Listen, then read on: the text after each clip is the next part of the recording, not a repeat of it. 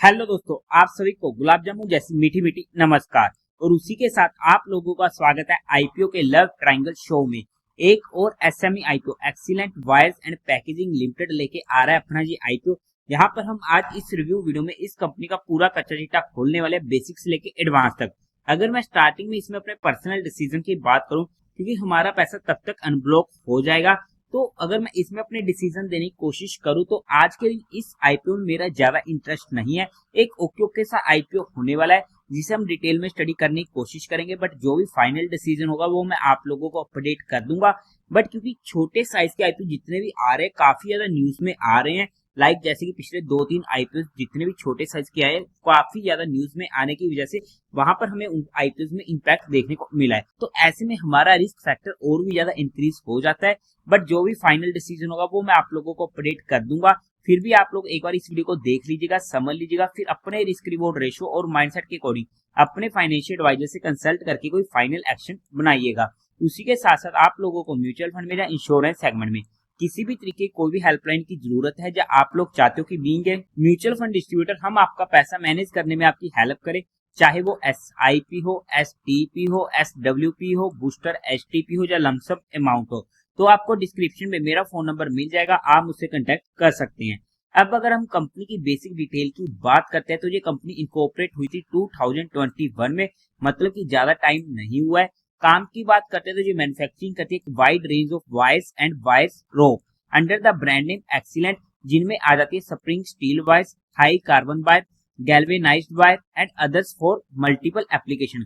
Company के product portfolio की बात करते हैं तो वहां पर brass wires and product, steel wires and product, other products via packaging products.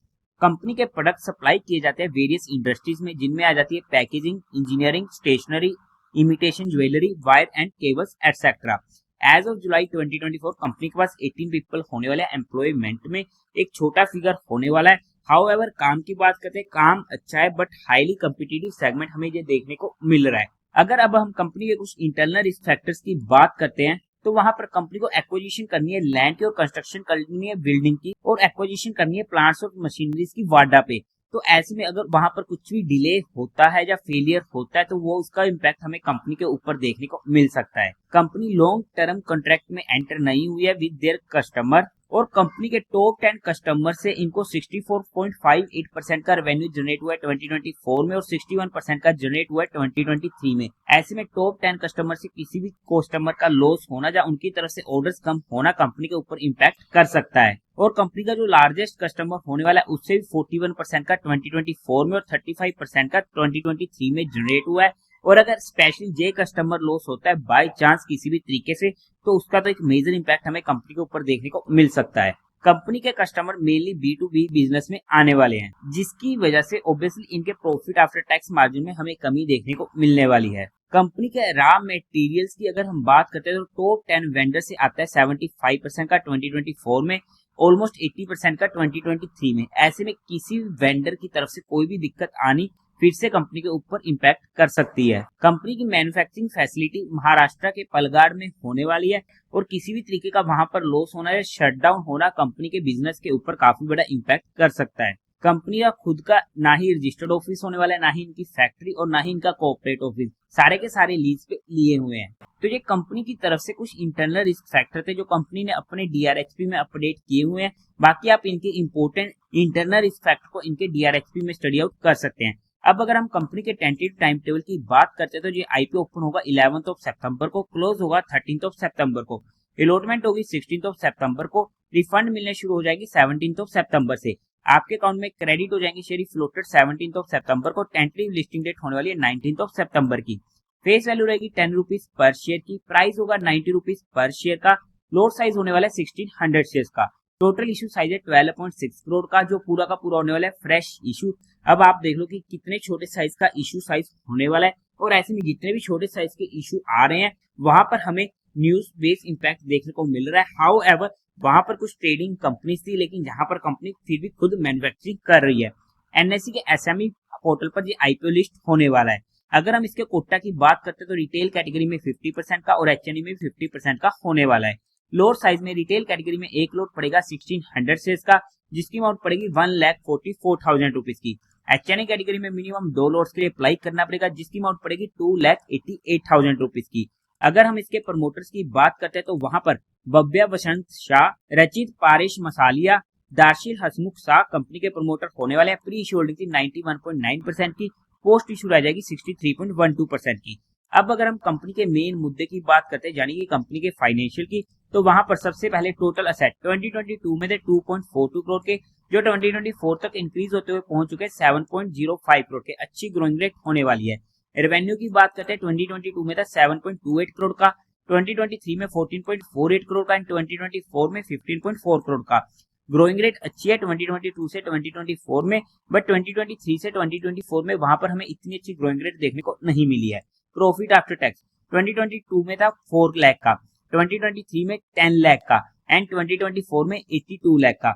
यहाँ पर 2022 से 2024 में काफी अच्छी ग्रोइंग रेट है, बट एकदम से 2023 से 2024 में काफी बड़ा इजाफा देखने को मिला है, जहां पर हमारे मन में शंकाएं आ जाती कि आईपीओ जस्ट आने से पहले इतना बड़ा बूस्टअप हमें कैसे देखने को मिल गया। नेटवर्थ की बात करते हैं 3.97 करोड़ की, रिजर्व एंड सरप्लस में 3.62 करोड़ का।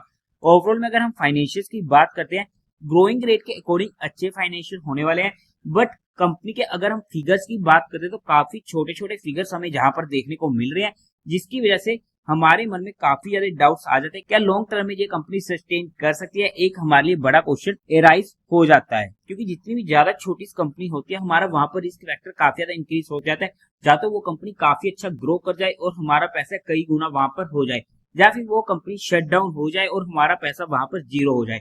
तो ये हमारा सबसे मेजर रिस्क होता है किसी भी एसएमई कंपनी के ऊपर। हाउएवर अगर हम कंपनी के ऑब्जेक्टिव की बात करते हैं क्यों आ रहा है ये आईपीओ, तो वहां पर इनको एक्विजिशन करनी है लैंड एंड कंस्ट्रक्शन करनी है बिल्डिंग, एक्विजिशन करनी है प्लांट्स एंड मशीनरीज की, एडिशनल वर्किंग कैपिटल की रिक्वायरमेंट है, जनरल कॉर्पोरेट पर्पस।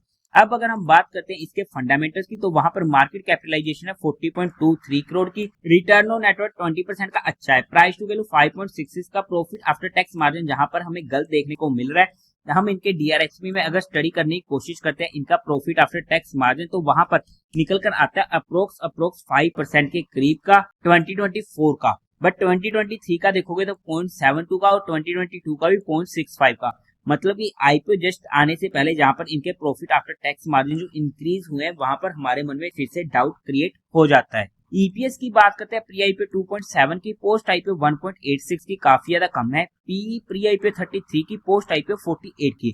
ओवरऑल में अगर हम फंडामेंटली बात करते हैं तो ओके के फंडामेंटल हम कंपनी के बोल सकते हैं। अगर हम पीयर टू पीयर कंपटीटर्स में बात करते हैं तो वहां पर वैड मठा इंडस्ट्री जिसका पी है 36.59 का, केईआई इंडस्ट्री 73 का पी, राज रत्न ग्लोबल 54 का पी। अगर हम इसके जीएमपी की बात करते हैं तो आज के टाइम पर ग्रे मार्केट में जहां पर कोई भी एक्शन होते हुए देखने को नहीं मिल रहा है। अगर हम वैल्यूएशन वाइज बात करते हैं according to 2024 financial year data, तो यहाँ पर कंपनी अपना आईपीओ सस्ता तो ला नहीं रही है, बट काफी ज्यादा हैवी वैल्यूएशन डिमांड कर रही है, जिसकी वजह से जहां पर मेरा इंटरेस्ट और भी ज्यादा कम हो चुका था। हाउएवर जो भी फाइनल डिसीजन होगा वो मैं आप लोगों को प्रेडिक्ट कर दूंगा, बट हमने यहाँ पर किसी भी तरीके की कोई भी इन्वेस्टमेंट एडवाइस नहीं दी है। हमने सिर्फ कंपनी को education and learning perspective study करने की कोशिश करी है। फिर भी आप लोगों को जो भी एक्शन लेना हो या कोई भी काम करना हो तो एक बार अपने फाइनेंशियल एडवाइजर से कंसल्ट करके कीजिएगा।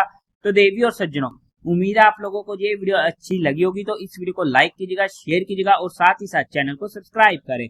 हर हर महादेव।